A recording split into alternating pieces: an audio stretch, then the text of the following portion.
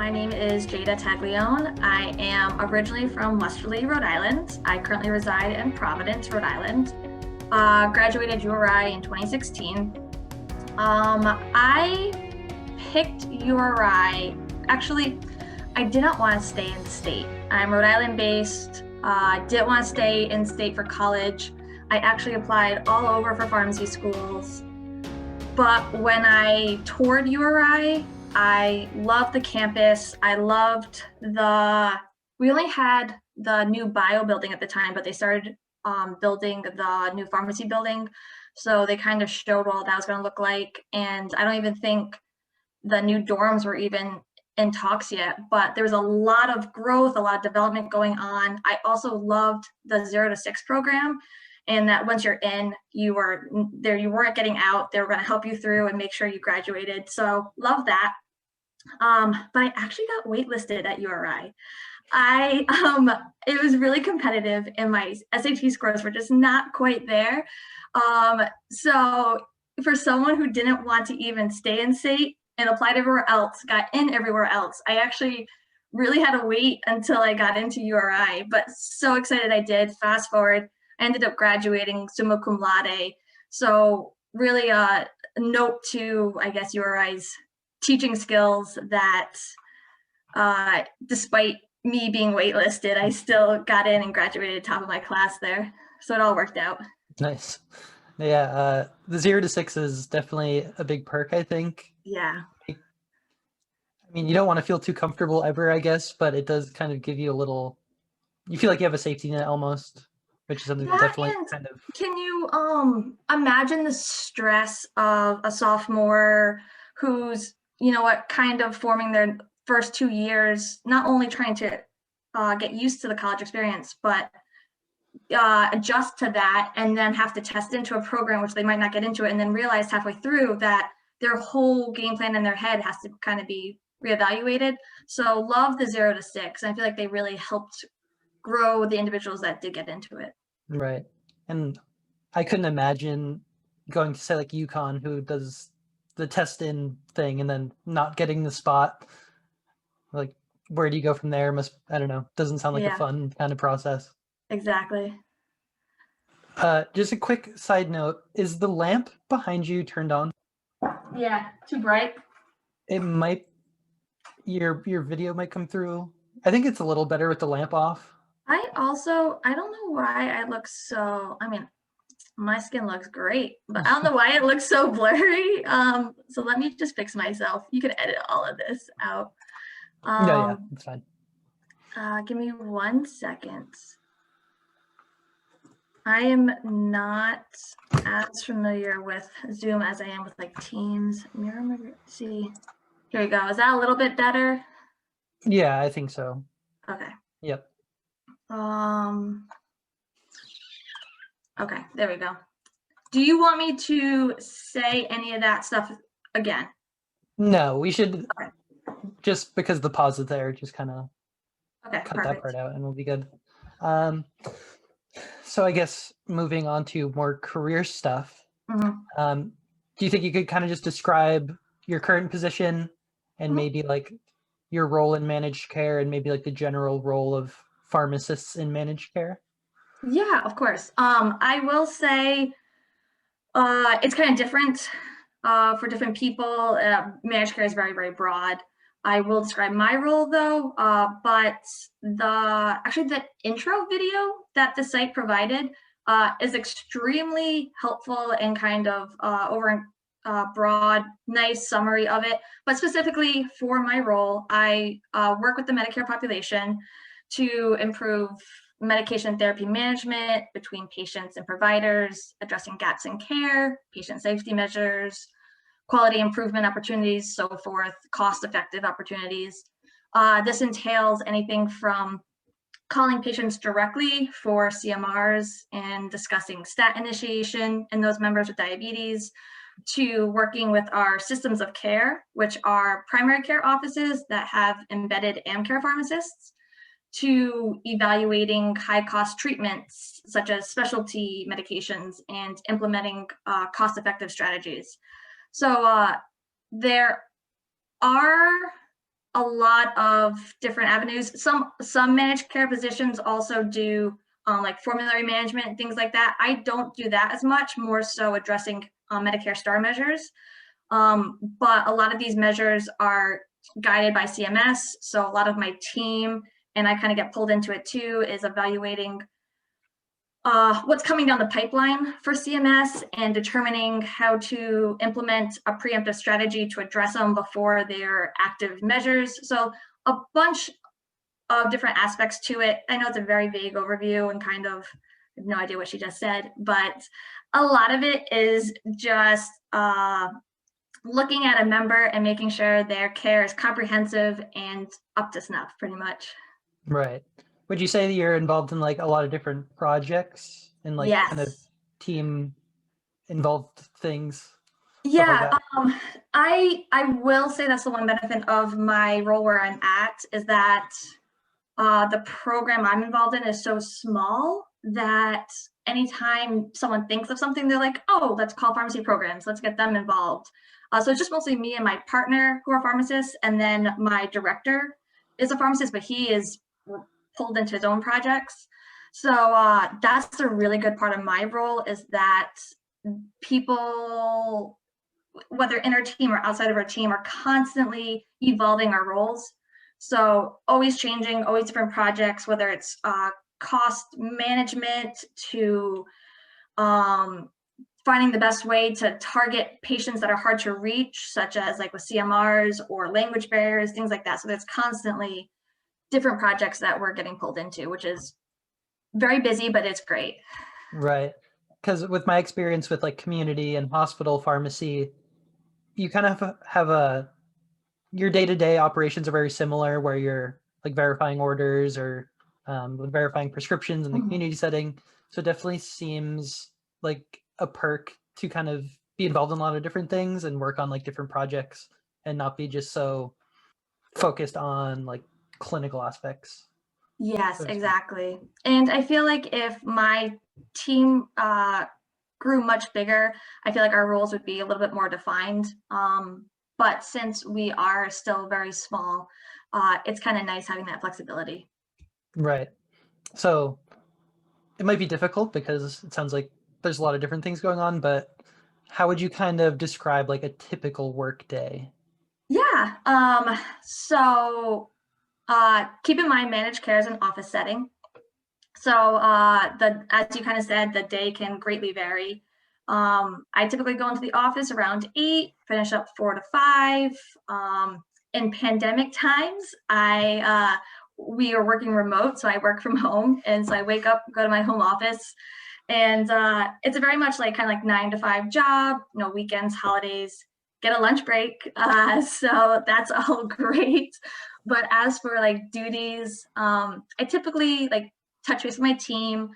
Like I said, it's pretty small, so we kind of go over what's on our agenda for the day or for the week, kind of relay what we're working on, what's on our plate, see if anyone else can kind of help us with whatever, kind of just make sure we're all on the same page.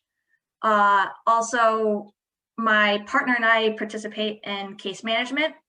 So we collaborate with like a multidisciplinary team of nurses, physicians, dietitians, BH, and we kind of help either medically complex members or those with high utilization and kind of review their cases, see what can be done, give them a pharmacy perspective and so forth. Other than that, I also have meetings with vendors, or we have meetings with our pharmacy benefit managers. So our PBM. So either discuss issues, see if we're tracking towards our goals, see if we're standing. We also meet with our embedded pharmacist, kind of check in, see how they're doing. They usually have a lot on their plate to kind of see if they're able to kind of work towards our star measures that we're trying to hit. And then finally, I also regularly call members to review medications, answer questions, provide counseling, or also just kind of calling their doctor to kind of help bridge communication gaps, help initiate new prescriptions if they're struggling to pay for one, so forth. Okay. Yeah, it's cool that there's some kind of direct patient contact involved. I know that's like can be a very like rewarding aspect of people's jobs. A lot of people who really like say community pharmacy really like it because they're kind of directly talking to patients and helping them out. So it's cool that Yeah, that's part of the kind of job as well. exactly. And I think that's why I love managed care as much as I do. And I've finally found a role that fits me perfectly, because I opted for community pharmacy when I graduated just because I wanted to be that direct to patient health provider. I really wanted to communicate with them and do that. And I loved my work as an intern. But when I finally got out there, the location I was at and so forth, I was just way too busy to really dedicate the time that I wanted to those members. I also, I did hospital as an intern, and though that was great, once you became a pharmacist, you were kind of stuck in the basement in a sense, and you didn't really have that patient connection.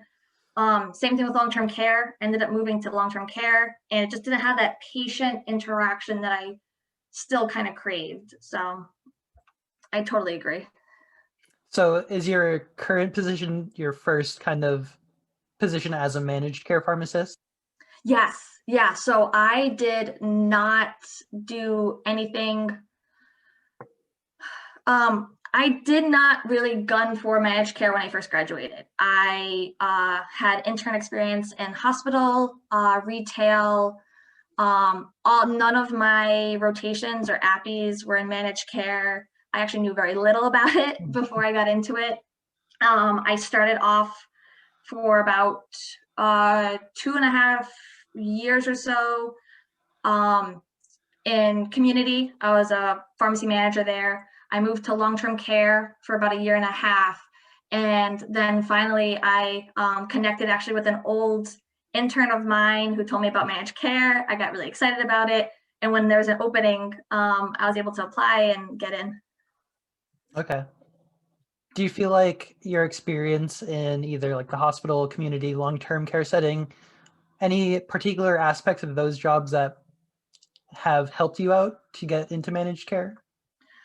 I think if someone knows this is exactly what they want to do, there's definitely things that can be done, such as joining organizations such as AMCP, I believe.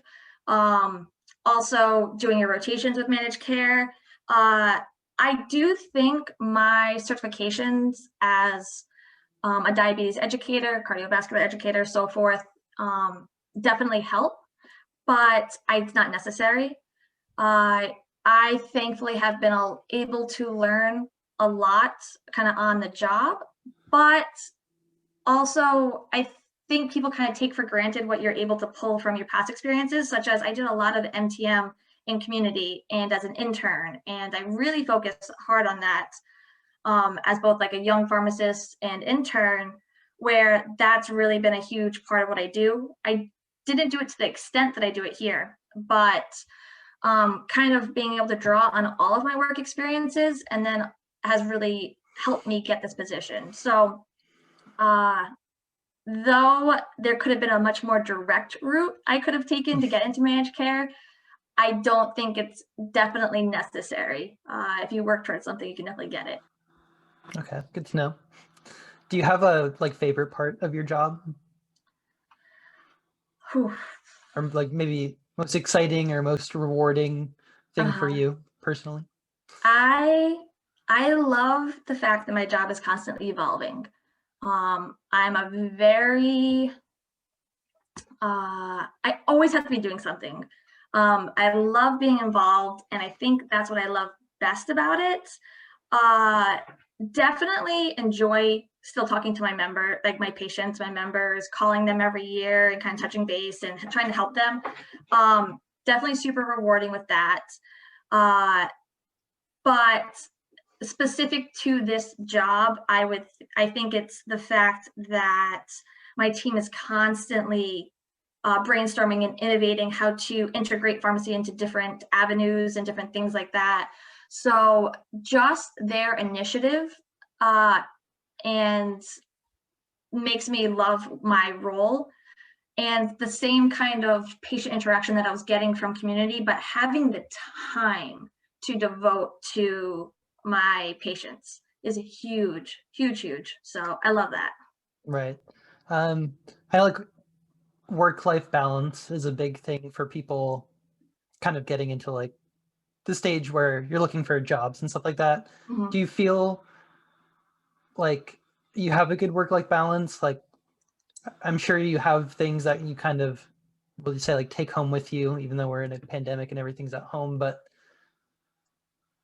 I guess, do you feel like you're overwhelmed at all, or do you think it's like an appropriate kind of workload for you? No, I think it's completely appropriate. I think it's busy enough that keeps me energized to kind of wake up and attack the day, kind of busy. Like I said, everything's constantly changing, evolving, but work-life balance, I don't think I knew what that was until this job. It's great. Well, right now, yes, I work from home, so that's been super helpful. But even if we do go back into the office or when we do, just the simple like 8 to 4, 8 to 5 kind of days, no weekends, no holidays, get a lunch break. If you know what, there's a patient that I really want to spend the time on addressing some of their issues, I can flex my time and address them that way.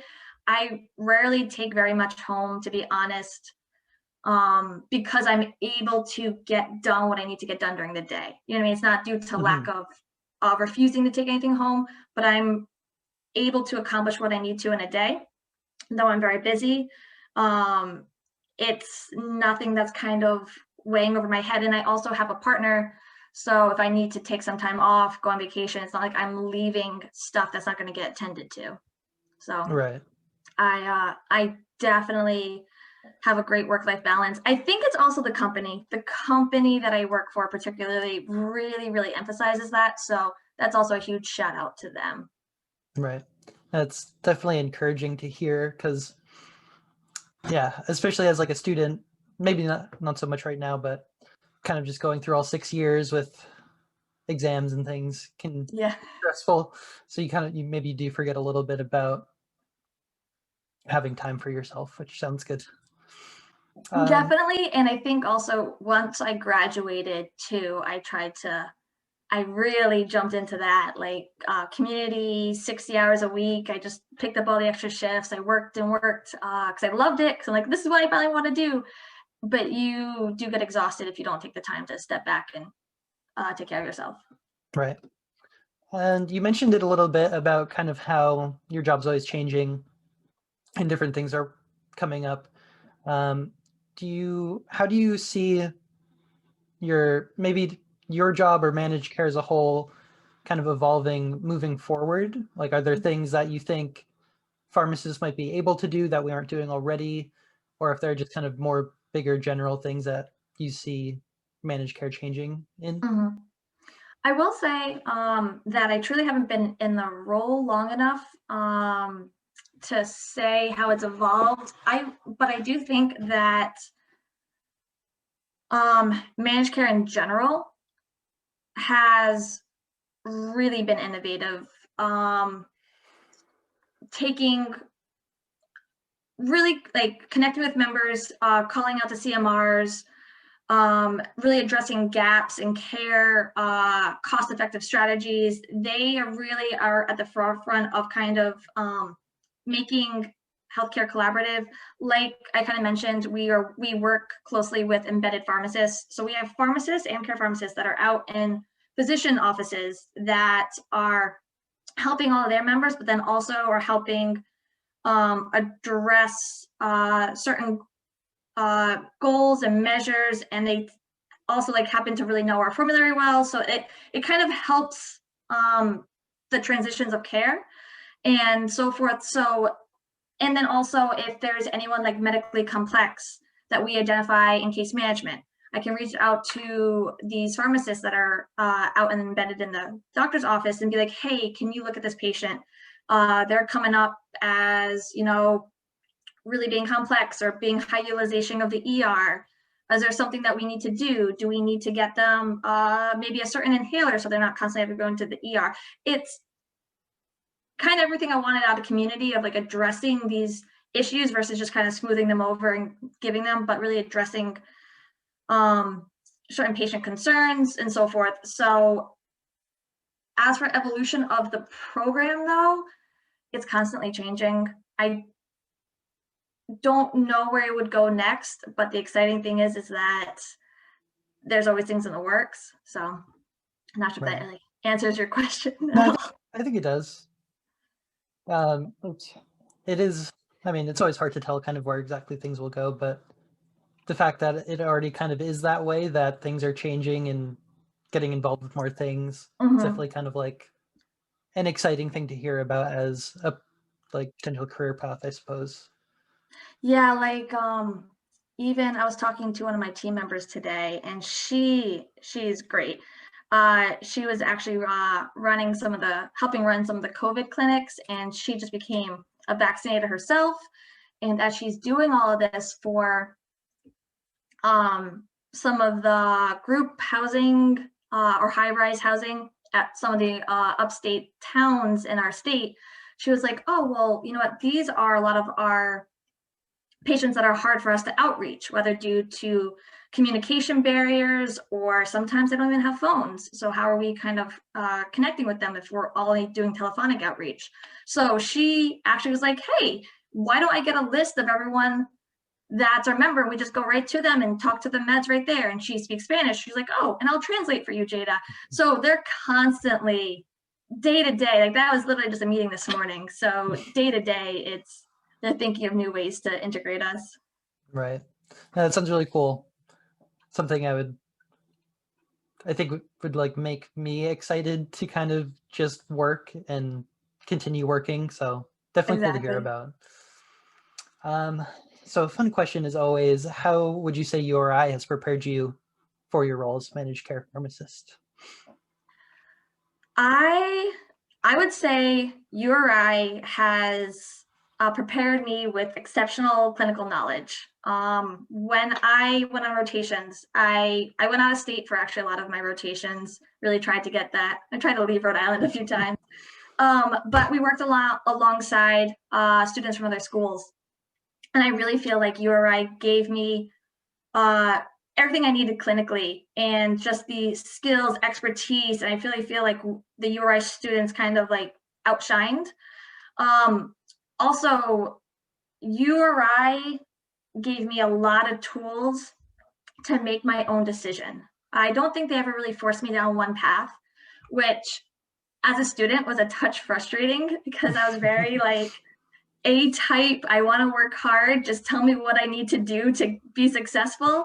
But no matter what we do, I feel like we're going to end up being successful. So they really tried to be like, well, here are clubs you can join, associations. Here are different rotations you can do. Really try to, reach out and diversify yourself. And I think they really excelled at that. They brought in alumni from different settings and fields to talk to us and motivate us and so forth. So clinical, like academic knowledge, I think the way they have the program set up was great and that really shone. But specifically, their networking and how close alumni are with the university is huge. Because any field that I truly wanted to go into, URI could connect me with someone. And that's a game changer. Right. So. Yeah, I think another perk, which kind of lends itself into that, is that URI or the College of Pharmacy is part of URI as a whole. And like I've talked to some of their alumni about it, but kind of allows you to form connections with people that you wouldn't really be able to just in a strict College of Pharmacy. You have like the greater URI as a whole. So just like really increases your potential to like build relationships with people and exposes you to a whole lot of different people than you probably would if you're just kind of at a College of Pharmacy, which is really cool. Exactly. And like, look, they're like tight association with like CVS, and we have CVS headquarters in Rhode Island. And then also like a lot of our professors, one of them is running for office for the state and things like that, or they're just super involved, or other ones are head of like the opioid crisis or the COVID clinics and things like that. Like they're super involved that no matter what you really want to do, you have a connection. So your always been great. Right. I think that was most of the kind of major points that I wanted to hit on.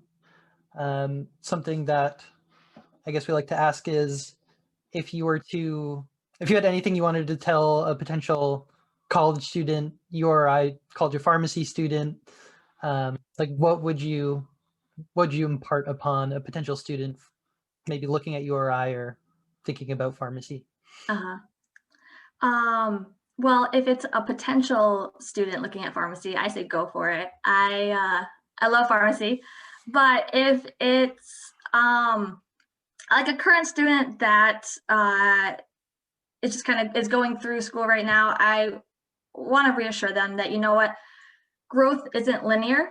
If you can tell from my past job experiences, I kind of bounced around until I figured out what I wanted to do. And you know what, that happens. You're not going to jump into pharmacy school, do 6 years, maybe jump into residency, get the exact job that you want, and you just know what your path is and you just follow it straight up the ladder. It's not like that at all. It's what was it, Sheryl Sandberg had said, it's a jungle gym. You kind of go up and down, and you know what, by doing all that, I feel like you get a lot more life experiences, and it kind of diversifies you where you can pull from different things versus just this linear progression. That, you know what, don't be so dead set up on like knowing what your path is. Open up your mind, take chances, get all the experiences that you can, travel abroad, do different APPEs, do different things, and do it now. It definitely gets harder and more difficult when you get older, but at the same time, don't use age or time as an excuse not to do something. If you want to do it, go for it. You know what, and if you want it bad enough, you won't fail. So I mean, it seems like, oh, I have a great job now, but it's taken me 5 years to get here. So you know what, and I'm still evolving and changing. I'm going for my MBA now and trying to improve myself that way. But you know what, don't think you need to have all the answers or your path set right now, and realize that as long as you keep working at it, you will get where you want to be. Right. It's funny, as an APPE student right now, I really, like, you don't know what to expect going into APPEs. It's kind of scary at first. Like my first one was at Mass General Hospital in internal medicine, so kind of intimidating. And like at the beginning of every APPE, your preceptor is going to ask like, oh, what do you think you want to do when you're done? And then I feel like my answer to that changes after every single APPE because I end up liking everything a lot. It's like, maybe internal medicine's for me. And then I try ambulatory and it's like, oh, this isn't so bad either. And then get into like oncology. It's like, do I like oncology? I kind of do. So yeah, I mean, you really don't have to know where you want to go because odds are anyway that your perspective is going to change and you might end up really liking something that you never expected you would.